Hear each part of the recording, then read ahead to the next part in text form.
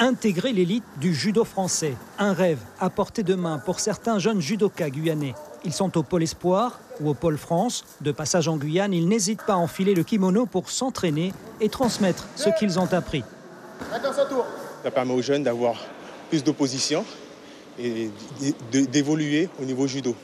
Donc avec cela, c'est vrai que ça permet aux autres de voir autre chose, un niveau un petit peu plus élevé, de progresser.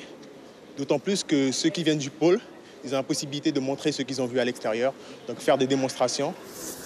Daniel Golitin a 17 ans. Il est au Pôle Espoir depuis 1 an. Il a fait ses premières armes au club AJCM de Matoury. Revenir sur les tatamis des débuts est important pour lui. J'ai grandi ici, que c'est sur cet appui-là que je suis tombé. C'est ici que j'ai commencé les premières compètes, ce qui a fait que je suis arrivé là où je suis aujourd'hui. Et pour les jeunes, en fait, ça m'apporte la satisfaction que j'apporte l'espoir.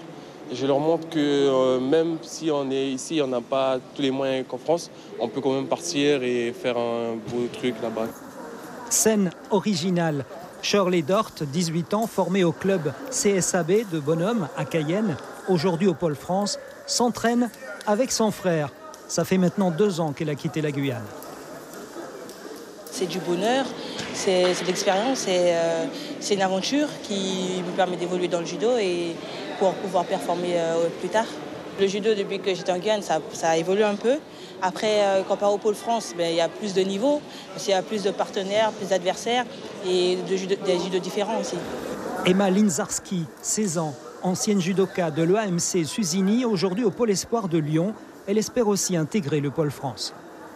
Moi, ça se passe bien. Après une année d'arrêt pour cause de blessure, je me suis bien rétablie et bien repris par rapport aux compétitions que j'ai faites cette année.